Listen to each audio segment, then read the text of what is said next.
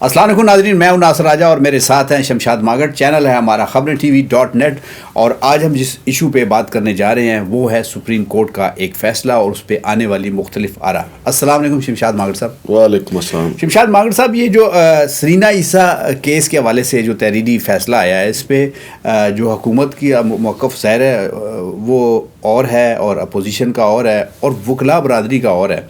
आप क्या समझते हैं कि हमारे मुल्क में ये रवायत कायम हो गई है कि हम अपनी मर्ज़ी के ही सिर्फ फ़ैसले को तस्लीम करते हैं? जी, बिस्मिल्लाहिर्रहमानिर्रहीम।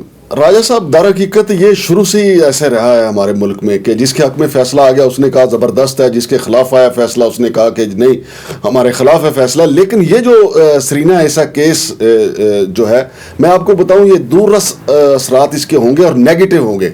मिसाल के तौर पे जो फ़रोग़ नसीम साहब ने सवाल उठाया है कि अगर जजेस के जो अहल खाना है उनके असासों का ज़िम्मेदार जज नहीं है तो फिर कल को ब्यूरोक्रेट या कोई जज जर्नैल या फिर आप देख लें कोई जर्नलिस्ट फिर अपने अहल खाना के असासों का ज़िम्मेदार नहीं होगा। तो आपने एक ईंट ऐसी रख दी है कि आगे चलकर आप देखेंगे कि हर ब्यूरोक्रेट इस केस में आगे आ जाएगा। जब FBI उनके पीछे पड़ेगी कि आपकी बीवी के बैरून मुल्क असासे हैं, वो कहेंगे जनाब सुप्रीम कोर्ट ने यह फैसला सुनाया था जस्टिस फायज ईसा केस में, तो आप मेरे बीवी बच्चों के केस को आप अलहदा कर दें।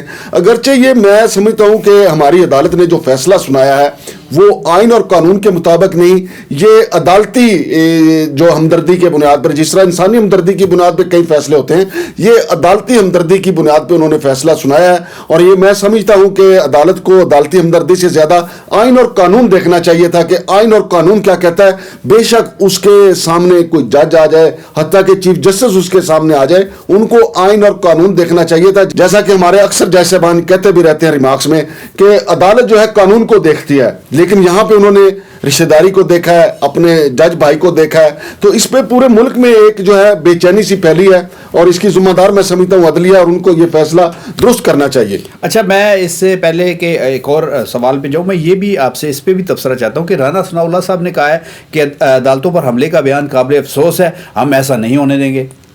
नहीं, राना सनाउल्लाह साहब ने, यार ये देखें, ये हमारे लोग जो हैं असल में अदालतों को सामने रख के सियासत करते हैं। राजा साहब, अगर थोड़ा सा अगर आप पीछे जाएं तो हमारी मुस्लिम लीग नून में जो है, जो पाकिस्तान की मकबूल जमात है, इन्होंने सुप्रीम कोर्ट पे हमला किया था।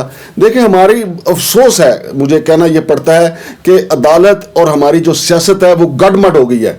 अगर आप जनाब SM जफर साहब की 2 बुक्स हैं वो पढ़े ना, तो उसमें वो बताते हैं कि जज किस तरह सियासत करते हैं और अदालत के अंदर किस तरह सियासत होती है। मिसाल के तौर पे हाजी में ऐसा होता रहा है कि जैसे नवाज शरीफ साहब ने जजों के दरमियान फॉरवर्ड ब्लॉक बना दिया था। ये अदालत के अंदर जो सियासत है, अब मैं आपको बताऊं कि एहसन बोन साहब हैं, उसको सुप्रीम कोर्ट बार एसोसिएशन वालों ने अपना सदर मुंतखब किया है। वो सदर मुंतखब वकला के मसाइल हल करने के लिए हुए हैं, ना कि नवाज शरीफ के मसाइल हल करने के लिए हुए हैं। एक तरफ तो वो ये कह रहे हैं एहसन बोन साहब कि वो नवाज शरीफ की वापसी के लिए अदालत से रजू करेंगे, और दूसरी तरफ आप देखें ना कि उन्होंने इस केस में भी उन्होंने कहा कि बड़ा ज़बरदस्त फैसला है और जिन लोगों ने हदायत दी थी FBI को कि ये चीज़ें निकालें, अब उनका अपने दफातर में बैठना जवाज नहीं रह गया। अब एहसन बोन साहब को चाहिए कि एहसन बोन साहब वकला की बात करें। ये सियासत करने के लिए मियाँ नवाज शरीफ मौजूद है, शहबाज शरीफ मौजूद हैं, आसिफ अली जरदारी मौजूद हैं और दूसरी तरफ PTI के लोग मौजूद हैं। अगर हमारे जो वकला या हमारी सहाफती तंजीमें, जैसा कि आपको पता है मेरा मौक़िफ़ रहा है कि सहाफत के जो हमारे बड़े हैं उनको जब वो मुंतखब हो जाते हैं वो उनको किसी का आला कार नहीं होना चाहिए। लेकिन अफसोस के साथ कहना पड़ता है कि हमारी सुप्रीम कोर्ट बार एसोसिएशन जो है वो किसी ना किसी की आला कार बन जाती है और फिर ऐसा भी होता है कि यही लोग जो है या जज बन जाते हैं या मिनिस्टर बन जाते हैं जिनकी ये सपोर्ट करते हैं, तो फिर इंसाफ का जो है कला कमा हो जाता है।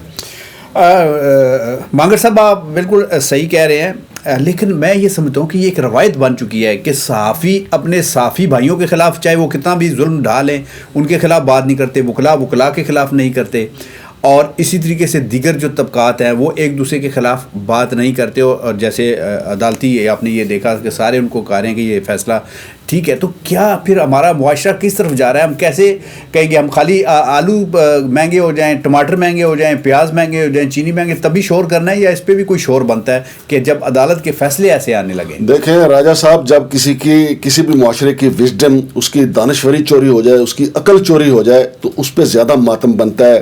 جائے کہ اس کا خزانہ پورا کا پورا چرا لیا جائے, اس پہ اتنا زیادہ ماتم نہیں بنتا.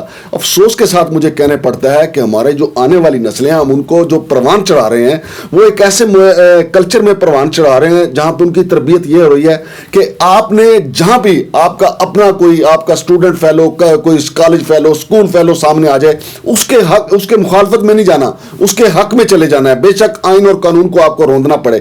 راجہ صاحب میں دیکھیں یہاں اسلام آباد میں مجھے 30 سال ہو گئے صحافت کرتے ہوئے, زیادہ تر میں کرائم رپورٹنگ کرتا رہا, اور یہاں ہم رگڑا لگا دیتے ہیں پولیس والوں کو کہ انہوں نے اپنی پیٹی بھائی کو بچا لیا. میں سمجھتا ہوں کہ وہ ٹھیک کرتے ہیں, اس وجہ سے کہ بھائی جان جب آپ کی اعلیٰ عدالتیں اپنے پیٹی بھائی کا خیال رکھیں گی, تو ایک ایس ایچ او کو حق ہے کہ وہ اپنے پیٹی بھائی کا خیال رکھے, ایک ایس پی کو حق ہے کہ وہ اپنے پیٹی بھائی کا خیال رکھے, اسی طرح ایک بیوروکریٹ کو حق پہنچتا ہے کہ وہ اپنے گریڈ 22 کے آفیسر کا حق رکھے. جب ججوں نے یہ ایک طریقہ کار بنا دیا, تو باقیوں کو بالکل بنانا پڑے گا یہ طریقہ کار.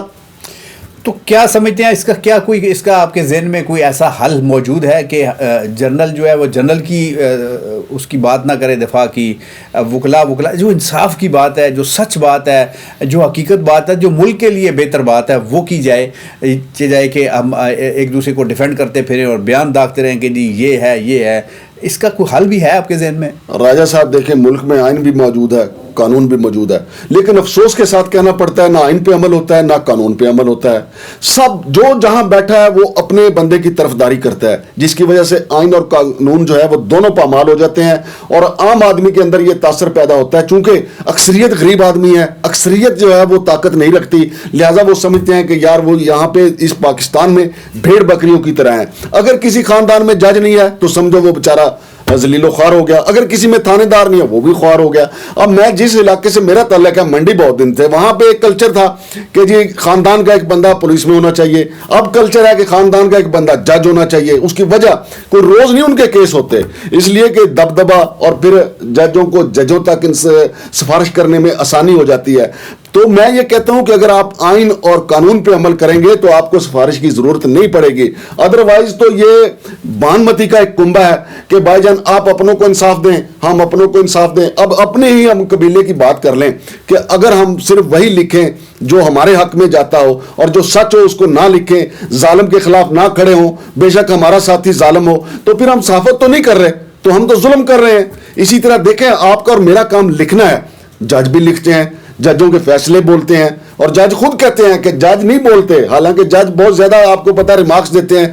اب تو جو ہماری عدالتیں ایسا لگ رہا ہوتا ہے کہ پریس کانفرنس ہو رہی ہے, لیکن ججوں کا اپنا جو اصول ہے, ہمارے جو سوبر شائستہ جج رہے ہیں وہ خود کہتے رہے ہیں کہ جج خود نہیں بولتے, ان کے فیصلے بولتے ہیں. لیکن میں کہتا ہوں فیصلے بھی بولیں تو آئین اور قانون کو تو پامال نہ کیا جائے, آئین اور قانون کو تو سامنے رکھا جائے.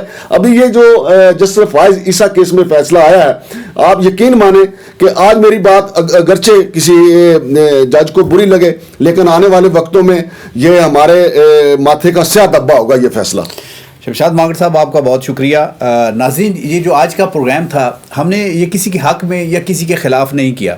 ہاں, ہم نے جھنجھوڑنے کے لیے ضرور کیا ہے آپ کو, خود اپنے آپ کو. ہم خود بھی کوئی اتنے, میں کہوں کہ میں ذاتی طور پہ کہ بہت اچھا ہوں, لیکن کچھ چیزیں ایسی ہوتی ہیں کہ جہاں پہ کمپرومائز نہیں کرنا چاہیے, جہاں پہ کوئی سمجھوتا نہیں کرنا چاہیے, جہاں پہ آپ کو ڈٹ جانا چاہیے. اور میرا خیال ہے کہ اسی وقت یہ ہمارا معاشرہ ٹھیک ہوگا کہ جب آپ اپنے گھر میں اور اپنی, جسے پنجابی میں کہتے ہیں کہ منجی تلے ڈانگ پھیرنا شروع کریں گے, تو یہ معاشرہ ٹھیک ہوگا. چاہے اس میں کتنا بھی آپ کو نقصان ہوتا ہو, چاہے آپ کو ان فیصلوں سے کتنا ہی پیچھے جانا پڑے, آپ یہ فیصلے ضرور کریں تاکہ ہمارا معاشرہ ٹھیک ہو, ہم سچ بولنے کی طرف آئیں, اور ہم اس ملک کے لیے کام کریں, آنے والی نسلوں کے لیے کام کریں, اپنے اس ملک کی عوام کے لیے کام کریں. تو ہماری دنیا میں بھی عزت ہوگی, ہمارے اللہ تعالیٰ کے حضور جب ہم نے جانا ہے تو وہاں بھی ہماری عزت ہوگی. کیونکہ اگر آپ یہ آپ کو اللہ تعالیٰ نے یہ طاقت دی ہے کہ آپ فیصلہ کر سکتے ہیں کسی کے حق میں, اور فیصلے میں, اور وہاں پہ آپ ڈنڈی مار جاتے ہیں, تو جناب پھر آپ بس اللہ تعالیٰ سے پناہ مانگیے، دعا مانگیے اللہ تعالیٰ سے، اللہ ہمیں شیطان سے بچا اور ہماری یہ غلطیاں معاف کر۔ اپنا خیال رکھیے گا، ہمارا چینل سبسکرائب کیجیے گا، لائک کیجیے گا، شیئر کیجیے گا۔ پاکستان زندہ باد۔